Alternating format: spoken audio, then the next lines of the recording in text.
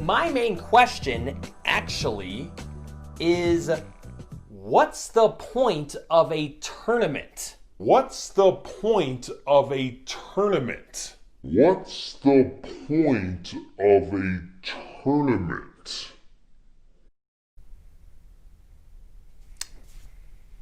It's because tournaments are fucking awesome. That's the point.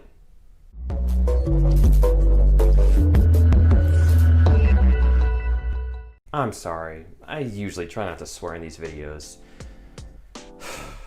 But holy shit, MLS is back was fucking awesome.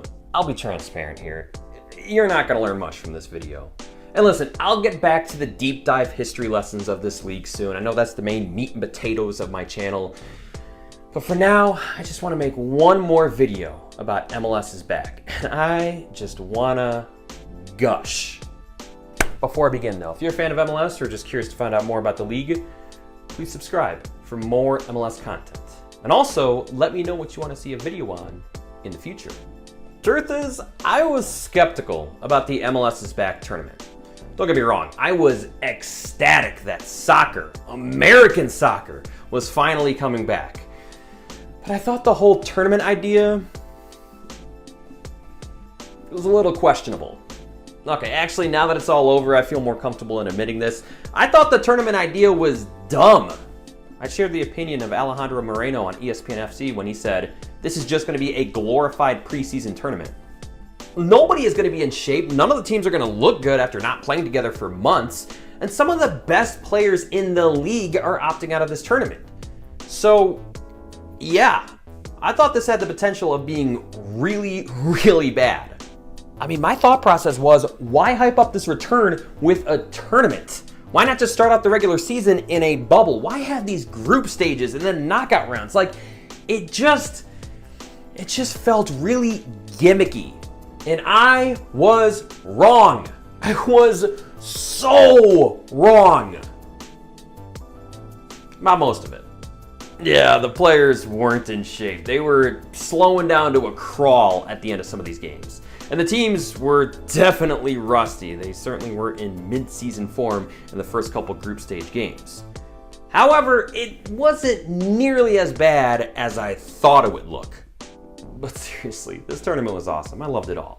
I mean, games every day.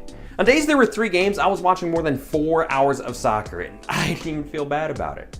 I was watching these games on my phone, I was watching these games at work, don't tell my boss, I was watching these games in class, I was watching these games in the grocery store, so I was watching these games in bed. It didn't matter where I was watching MLS, and I had so much fun with it. The group format provided drama. I thought it was genius, making the group stage games count towards the regular season. This made every game matter, which meant even if you won your first 2 group stage games and you were automatically through to the knockout rounds, you couldn't just take your foot off the pedal. You still had to go for those regular season points.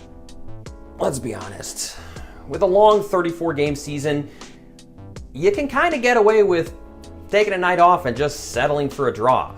But you really didn't see that with MLS is back. With 2020 being 2020, shortened season, every game matters more, and you saw every team going after it, and MLS is back.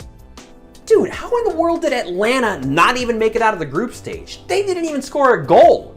And how in the world did the Vancouver Whitecaps make it to the knockout stages? They didn't even bring any forwards with them. And how in the world did DC United come from 2 goals down and a man down to tie Toronto FC in added time and still miss out on the knockout rounds? That DC United Toronto FC game was just the beginning of the excitement. Remember Minnesota United, who looked completely lifeless in the first half of their first game? Get Hot scored 2 goals late to take out SKC.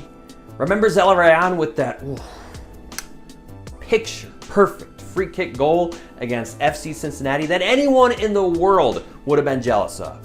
And then LAFC. Oh God, did you guys really have to put on 6 against your arch rivals LA Galaxy? Okay, admittedly, some of the first games weren't as good. You had teams that weren't as sharp, not in great shape, and you had some duds in there. like Seattle versus San Jose. But that happens in every tournament. I mean, even the World Cup has some snooze fests. Not every game is going to be a barn burner. But make no mistake about it, the ratio of barn burners to snooze fests was definitely favoring barn burners. And if you thought teams were just going to mail it in after the group stage games, which, not going to lie, that thought definitely did cross my mind, you would be mistaken. Because a CONCACAF Champions League berth was still on the line. And as it turns out, that's still kind of a big deal. It was awesome. I know I already said it, but it's worth saying again. MLS is back was awesome. Okay, not all of it. I still got to point out some of the negatives. That giant Adidas logo in the midfield, I don't know, it just looked goofy to me. It's like, Adidas, we know who you guys are. Trust us. Maybe if they would have recycled through some of the other sponsorships in the middle, it wouldn't have looked as bad, but I don't know. But then again, if Adidas is willing to pay the money, why would I complain about extra cash for MLS? The fake crowd noise. I know, this is a TV broadcast thing, but I still wanted to bring it up. Now, this only happened on TUDN and Fox Sports 1. ESPN elected to go with no crowd noise at all. I get why some people would like it. For me, it's just a pure preference thing. Like, I just felt like the fake crowd noise was too loud. Like, it was louder than some real MLS matches. And when there's literally no one around, when it's that obvious that it's fake, I just can't get into it. The 9 a.m. games. Nah, I could do without those. I mean, I thought it was fun and interesting in the beginning, but at the end of the tournament, I was just kind of over them. And I mean, I live on the East Coast. It was easy for me. For people living on the West Coast, having to wake up at 6 a.m., no bueno. In reality, everything that I just mentioned is microscopic in the grand scheme of things. Because the most important part is if the games are fun to watch. And in my opinion, they were. The giant Adidas logo, the crowd noise, the 9 a.m. games, whatever. Not that big of a deal. The only thing that was a big deal to me was the straight to PK shootouts. I don't get it. CCL does this too, and I don't understand. I know it's Orlando, it's hot, the players aren't in shape yet, but come on. You got 5 subs and hydration breaks, and these are professional athletes. They can handle extra time. Straight to PKs, I hate that. Okay. TV numbers. About what I expected. Decent for MLS standards in the beginning, then it slowed down, then it picked up again for the knockout rounds. I know a lot of people wanted MLS to just kill it with no other professional sports on, but that's just not going to happen. I mean, there's still a lot of people in this country that just refuse to watch soccer. Now, I think what is telling is the fact that the NBA and MLB returning really didn't crush MLS's ratings. They stayed around the same. This proves that MLS can coexist with these other leagues. I mean, look, MLS fans are going to continue to watch MLS. It's not so much about trying to win over people who don't like soccer. It's about trying to win over soccer people who just haven't given MLS a chance yet. And I would like to think MLS is back did a little bit of that. You know what? If it were up to me, we do this tournament every year. I know. That's kind of a big shift from thinking this tournament idea is dumb to wanting to do it every year, but that's just how impressed I was with MLS's back. And I know no one else does this. No one in Europe does this. But you know what? We ain't Europe. It's okay to be different sometimes, especially when that differentness is freaking awesome. Now, logistically speaking, I don't think it's possible to have this tournament in July. I mean, you already have a 34-game season, plus US Open Cup games, plus playoffs, plus possible CCL games. It's already too congested. I mean, you really want to pause the season to have this tournament? Not going to happen. But what about maybe having this tournament in the preseason, like February? This could be the official kickoff to the MLS season. Turns out I'm not the only one who likes this idea. I've seen multiple people tweet this idea out. And Jim Curtin of the Philadelphia Union already said he's on board. As long as we change the name of it. I don't know. I never thought MLS is back tournament rolled off the tongue. I'll go one step further. I think this tournament should continue to have a CCL berth up for grabs. Yep. Should be MLS Cup champ, Supporter Shield winner, US Open Cup champ, and MLS is back tournament champ. Because if you don't have a CCL berth up for grabs, then really what's the point? Then it really will just be a glorified preseason tournament.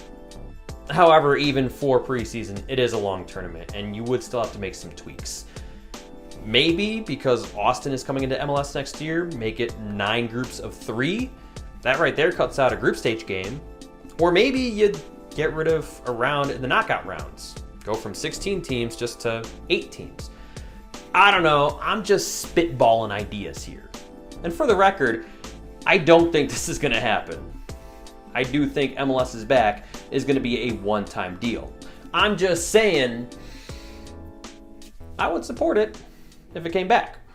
Okay. I debated whether or not to include this last part because it's going to come off as very sappy. And I don't want people to just think I blindly support this league. No, I love MLS, but I still want to call it out if it does something stupid.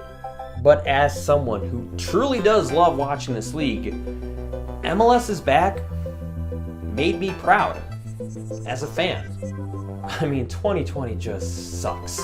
And so many people called this tournament impossible. They said it was a bad idea, and yet MLS pulled it off. They had some hiccups on the way, but they still pulled it off. Anyone see the Twitter account MLS COVID Cup? Man, that guy was relentless at the beginning of this thing, just going after MLS. And yet, when the numbers started coming in and no one was testing positive anymore, that little bitch was silent. Look, NASCAR, UFC, PGA, they all deserve credit for coming back. But it's not exactly the same thing as other team sports. MLS, along with NWSL, proved that sports are possible during this thing. And while a lot of people just didn't care that soccer was the first sport to come back, a lot of people proclaimed that sports were back only when MLB returned, which, what kind of sense does that make? But while that may be the case, the fact of the matter is, someone had to be the guinea pig to return. I mean, you don't think that other professional sports leagues were watching MLS and NWSL to see if they can pull this off? Nonsense, of course they were. And it was by no stretch of the imagination perfect. Like I said, there were hiccups, but MLS handled it, and they adjusted, and they made it work. I already said this in a tweet, but it's worth repeating. MLS is not the best soccer league.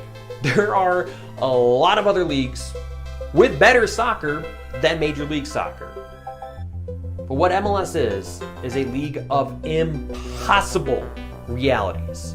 And I would rather take the unpredictability and the drama of MLS over any other league. MLS is my league of choice. And despite everything going against them,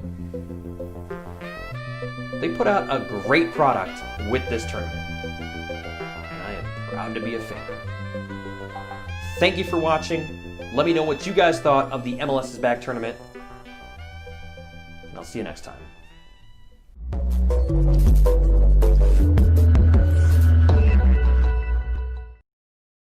Jesus Christ.